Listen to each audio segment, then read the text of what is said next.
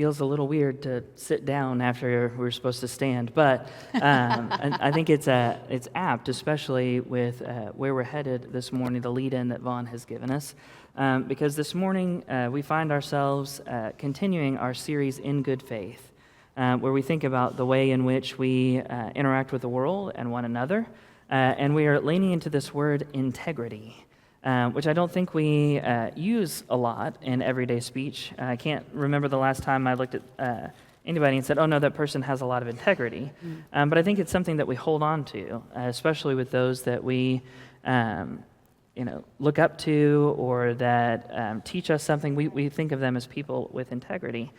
And so when we find ourselves in the scripture this morning, we are in Psalm 24. And we are looking at verses 1 through 6. This is the scripture this morning.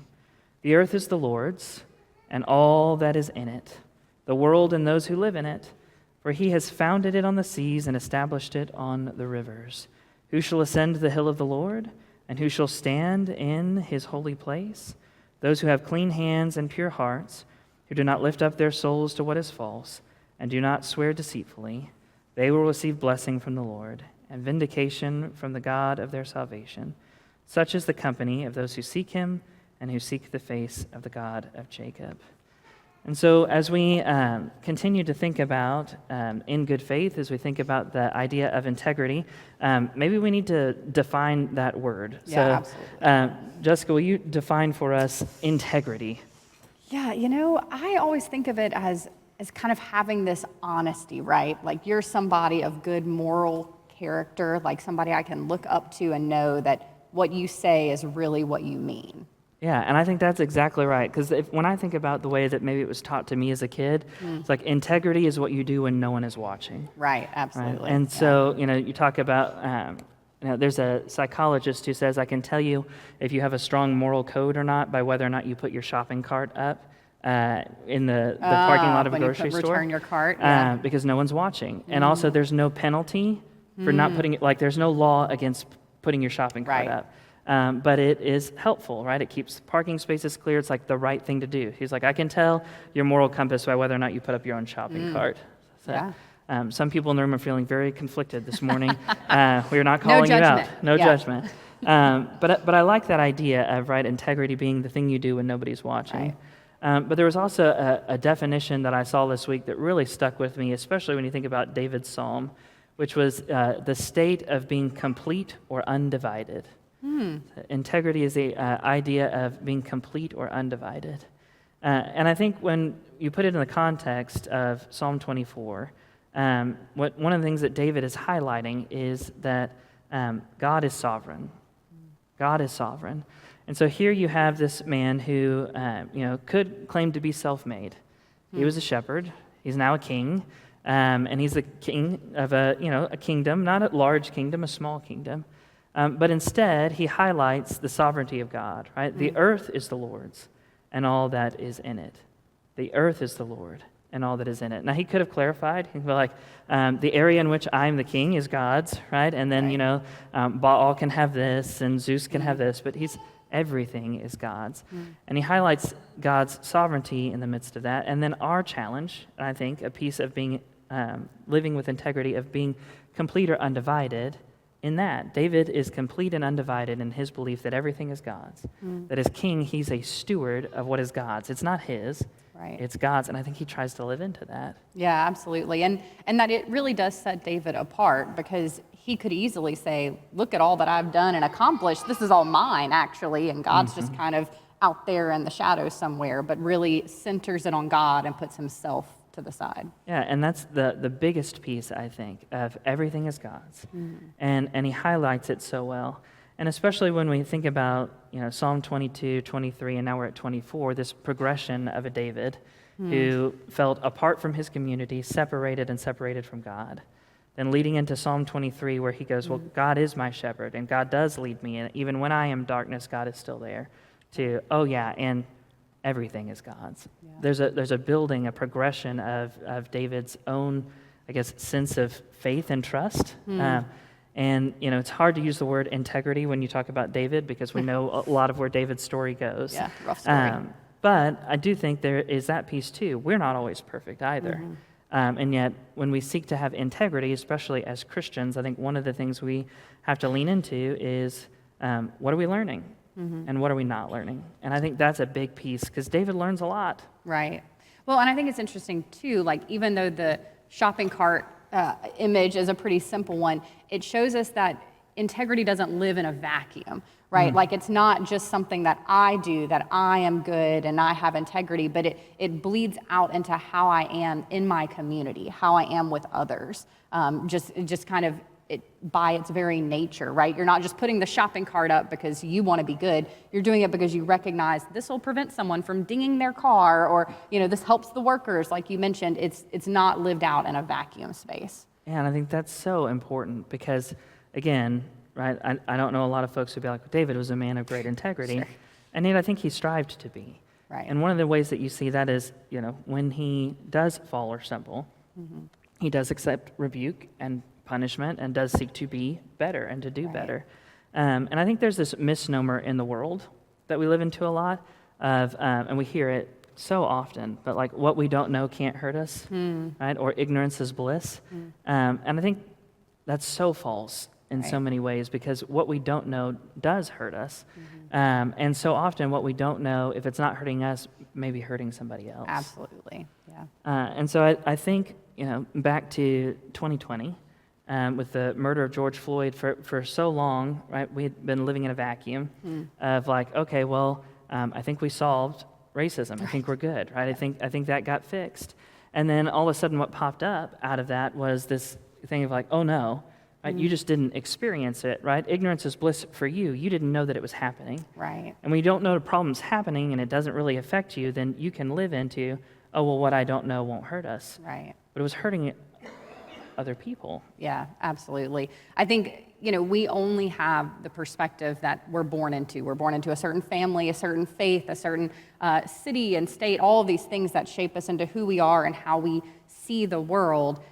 But there's so many other perspectives out there that we can only know by talking to other people, by hearing their stories, by hearing their pain and their struggles. And you're right, often when things aren't impacting us directly, we think, oh yeah, it's not a problem for anybody because it's not a problem for me. But when we start to actually hear the stories of others and the pain of others, we realize it is hurting me because it's hurting you. And you are my neighbor and we're connected. Yeah, and I think that's a piece of integrity, right? A piece of integrity is recognizing that maybe ignorance is not always bliss. Right. Because in our ignorance, we can cause harm. Yeah. And one of our Wesleyan tenets, right, is to do no harm.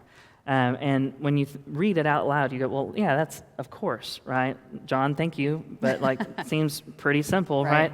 And yet it's so easy to cause harm and without even really thinking about it. Right. And some of it is, what we don't know. But some of it is what we've learned that may not be right. Right? You and I were talking about that just this morning, right? The things that we thought or we believed, especially, or things that people told us when we were becoming parents. Yes. Not all good advice. Right, sure. Yes. The world of parenting advice has gone through many transformations through the years, as I'm sure many of you know, and even just our generation of parents had a whole different playbook than what we have been given with our young children. And that doesn't mean that our parents or our grandparents did anything wrong. Everybody's doing their best. They want the best for their children. They're doing, working with whatever science and research is there at the time. But as we learn better, we can do better. Used to, car seats weren't a thing. Seatbelts weren't a thing. It was like, just hold your baby in the car coming home from the hospital. It's fine. That's safe. And then we learned maybe that's not the best way to transport a newborn or any young child.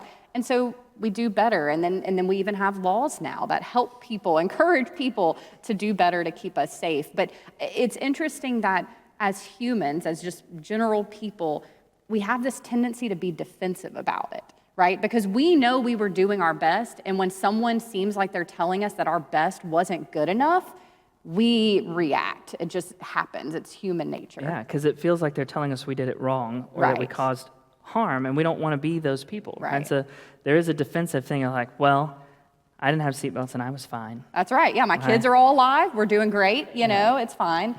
But that comes in that whole listening to other stories piece too, right? Just because you were okay and your kids all turned out okay doesn't mean that everybody's turned out okay.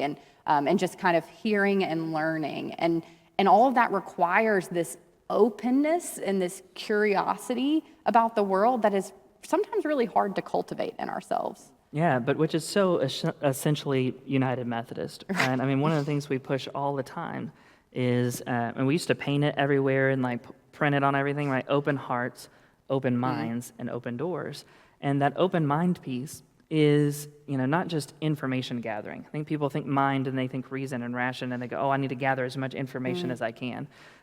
Information gathering can be helpful and not helpful. Right. But it is a curiosity. It's an openness. When we say open minds, what are you curious about? How are you asking questions? How are you leaning in and learning about the world? And I think that's a huge piece of when you want to live in good faith with people, when you're a person of integrity, is how am I asking questions? Am I so centered on what I know and so certain that I am closed down? Or am I open to new possibilities, to new questions? Am I open to new perspectives? Am I open to hearing someone else's story? Right. Even knowing that even inadvertently, hearing that story, I may find that I've caused harm just in my own ignorance or my own unwillingness to learn or know or grow. Right. And to be truly open, it requires this level of humility from us too, because it's an acknowledgement that we don't know everything, that there may be truths that are true for someone else and their lived experience that directly counter our own narrative of the world around us, of people around us. And so we have to have this level of humility to even be curious to begin with, because anytime you're entering that conversation, it's like you have to be willing to have your own mind be changed, whether you want it to be changed or not. Sometimes you learn something and you're like, oh man, the world sure seemed a lot nicer before I learned that about your story. But now, because I want to be a person of integrity, because I want to live in community with you, I've got to do something about this harm that I've learned. Yeah, and I think that's the biggest challenge too, when there is this cultural thing that is just normative, and everybody just accepts it as it is. And I think a lot of times we start talking about systemic things and like take it to a simple level, right? You can go back and watch some of my favorite movies to watch with my dad growing up, old Westerns, some of the best storytelling in the world. And what you will see in all of those movies is there's a whole lot of smoking. Like every character has a cigarette in their hand because when they were making those stories, they didn't know that cigarettes caused cancer. Right. Doctors would prescribe them sometimes to relieve anxiety, right, or to help you focus. You got to wonder how many ADHD people ended up on cigarettes before there were other alternatives. And I think that's one of the challenges, right? They didn't know that it was causing harm. Right. And yet you would see it over and over and over again. And then once they learned, right, well, then it was a cultural shift. How do we get people to not do this anymore? Take that even further, right? Doctors used to not know that hand washing, right, prevented the spread of disease. And so they would go from one surgery to another. They'd deliver a baby and then go, do an open heart surgery, right? And they would often, because they didn't know any better, put on aprons like butchers would use and just let all the stuff get all over them and then just go place to place to place. And a lot of people died from infections. Right. They didn't know. So what we don't know can, in fact, harm us, right? Ignorance is not always bliss. And if we are willing to be open, if we're willing to learn, I think that can change our notion of the world. And I do think we see that in the progression of David's story. I think it's so great that we've gotten to start in Psalm 22, where he was struggling and felt alone, and then growing in his faith and understanding, and ending at a point where, yeah, if we think about the sovereignty of God, everything is God's.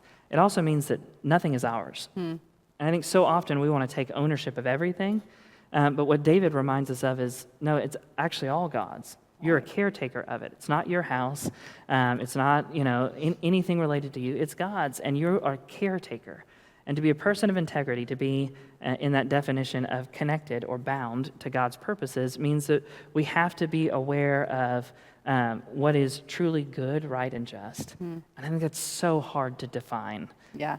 In the state of the world and in the state of being. Right, because that goes back to perspectives. Like what you might think of as good and right and just is different than what I think is good and right and just. And we really only can come together, even on a definition of that, by talking and learning from one another and kind of fusing our lived experience in the world together. Yeah, I cannot wait for my kids to start gathering without Caitlin and I and to be like, can you believe that mom and dad think blank, right? Like, bless their hearts, right? Because, we have these ingrained things, these Yeah. ingrained beliefs, and we do that. I can't wait to see, history books 100 years from now. It's like, can you believe that they did that they thought that? Right. You could figure out how to make a bomb on the internet, right? Like, bless their hearts. Yeah. What's out there and what's not. Why were they so violent back then? We don't know. They just didn't know any better. Just Yeah. bless their hearts. Yeah. And I think that's the truth of living with integrity is we are living in a time period of taller and taller buildings, but much shorter tempers, wider freeways, narrower viewpoints, higher incomes, lower morals, more knowledge, right? You can look up anything you want to know, but far less wisdom. Fancier houses, broken homes.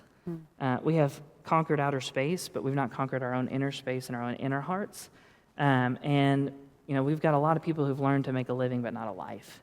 And I think the more that we think about, our life and our perspective and the challenges of the world, we have a whole lot of things that we've got to grow in, Right. Especially if we're going to have the integrity that we're called to, the integrity to continue to be who it is that Christ called us to be. And that, I think, is a huge challenge, because when we think about the state of the world and our own concerns in it, we also get this clouded, maybe call it rose-colored glasses of, well, we are the only people with integrity. And that's not right either. Right. Yeah, absolutely. It's our truth is the truth, capital T.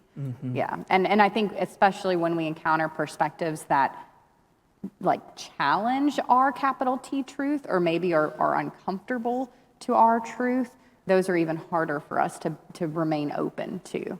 Yeah, because we one of the easy like slush offs that you hear now, like, oh well, they don't have any integrity. You just have to rule it all off. And so we end up in this moral high horse of like, well, we're the only people with integrity because I did fill in the blank, right? And that then causes separation in the world, right? And we know part of one of the things that we are called to is a unification. Right. And yet there are time periods where we feel like we can't or we won't. There's a lot of conversations going on right now of like, how do I continue to try to be in relationship with people that I feel like don't have integrity, who feel like they don't care, they don't care about moral character, they don't care about, fill in the blank, right? How do I have a relationship? Can I have a relationship? And I think part of, that piece of integrity, that connectedness is, it's not about trying to shape and mold people. I think that's something that we get in our heads a lot. And one of the things I keep saying over and over and over again, so it has to be the Holy Spirit, is that we are not called to change people's minds. We've been called as Christians to help change people's hearts. Right? We offer the truth of the good news. God changes minds. God changes spirits. We're called to help change hearts. And I think that's a huge piece of, call it integrity, call it the Christian walk, or whatever it is. But there's a deeper push in that too. Absolutely, yeah. But it is challenging to find that unity when everything feels so separated. And I know kind of going into this holiday season, I hear the anxiety around people to gather around Thanksgiving tables, right? With family who you might be marginally connected to, you don't see very often. And it's sad in a way, because the Thanksgiving table you think about as this time of unity, as this time of connection, coming around what you're thankful and grateful for. But there is that challenge of how do you sit at a table with people who you feel like are the polar opposite of you, whose capital T truth is completely in a different reality than what yours is in. Yeah, or whose capital T truth feels like it has no integrity. Right. Because you feel like they're causing harm in some way. I had a friend in high school who loved musicals. And one of the things that he would sing all the time at the top of his lungs is from South Pacific. You've got to be taught to hate and fear. You've got to be taught from year to year. You've got to be carefully taught. And I think one of the challenges is, when we uphold our own integrity, we begin to think that everything that we believe is true and everything somebody else believes is false. So it's our truth with a capital T, their truth with a lowercase t.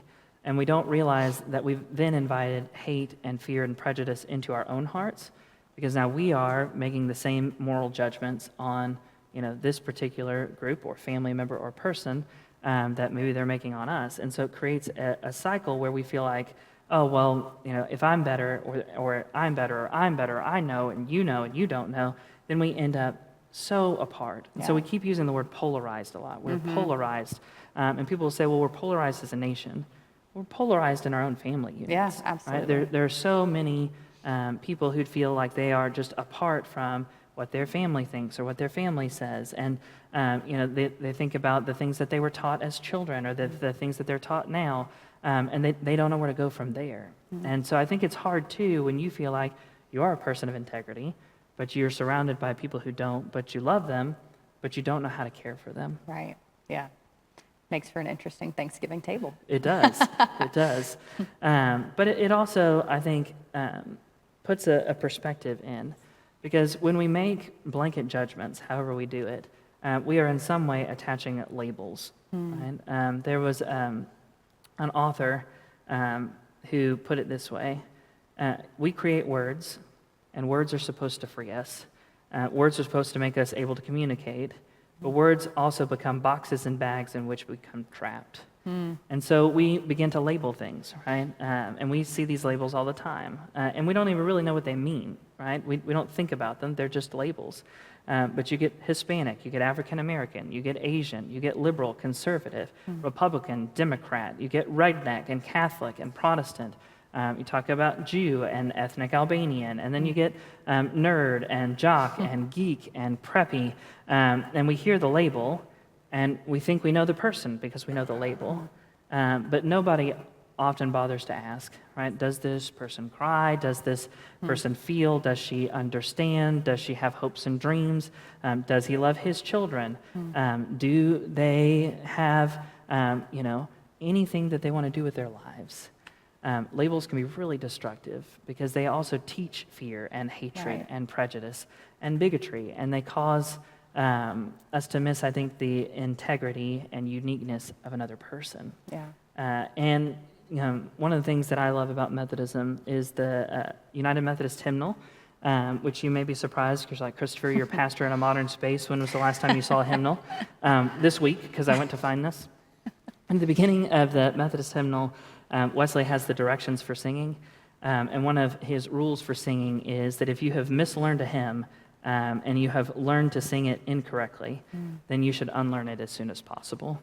And that's what I think we need to do with our own prejudice, right? We need to unlearn it as soon as we can, because the sooner that we unlearn it, especially the things that we've mislearned, we make judgments and judgment calls based on what we've mislearned, the sooner that we live with that integrity that we've been called to. Absolutely. Kind of letting go of those things that are not actually serving us well and are not serving us to be in community with one another, and not serving us to even live out God's call in our lives, to have that connection and to spread love and grace to all. These prejudices and these boxes can just get in our way and just be obstacles to us coming to know the other person and coming to love the other person. Even if we don't love their actions or their words, we can love the fact that they too are a child of God just as we are. Because how many times have we in our own lives, or even just people we've heard, said, oh, well, I always was afraid of blank until I met someone from that community. I was always prejudiced until I met. We're supposed to reach out and connect. And I think that's a pivotal part of what we're being called to. When we think about everything being God's and really nothing then being ours, we're supposed to reach out and connect. One of my favorite stories that just keeps coming to my head this week is a true story that comes out of the North. There was a little girl that was lost in the woods, and it was a cold night. It was dropping below freezing, and so a huge search party from the town got together, and they began to comb through the woods in this area where she got lost, and they searched for her for over 2 hours, and they couldn't find her. And it was starting to get dark, and they were beginning to panic because they were going to lose light. And they knew time was of the essence because of how cold it was. And someone from the search party finally suggested that everybody come together and hold hands, and they would walk that way. And when they did, they found her in less than 15 minutes. but it was too late. She had already passed. And somebody from the crowd simply said, why, oh, why didn't we join hands sooner? And I think that's the challenge, right? Why, oh, why didn't we come together sooner? Why didn't I see the face of God in this person sooner? Why didn't I see the good things that are there? Why didn't I hold on to and find our points of connection instead of disconnection? Why didn't we come together sooner? And I think that's the biggest challenge that we have. As people of integrity, I think we think, oh, well, I should be better. I should have a higher moral compass. And yet I like that other definition of being a person that is fully connected or unified to God. Yeah. And in doing so, we become something more than just ourselves. We become what God truly created us to be. And I think that's the biggest challenge. That's the biggest calling is we've got to come together. And, especially coming out of the current season, there are those who hear that and go, nope, can't do that. And that's okay. We don't go and try to make connections out of our wounds. Right? Speaking from our wounds can be harmful. We got to have time to heal first. We speak from our scars. But there is a time and there's a place, and we don't want to miss our opportunity because there is such a thing as a sin of the closed mind. There is such a thing as cutting off when we should be reaching out. And I think now more than ever, one of the things we have to realize is we don't want to come together too late. Right. We want to be able to transform the world in the way that God is calling us.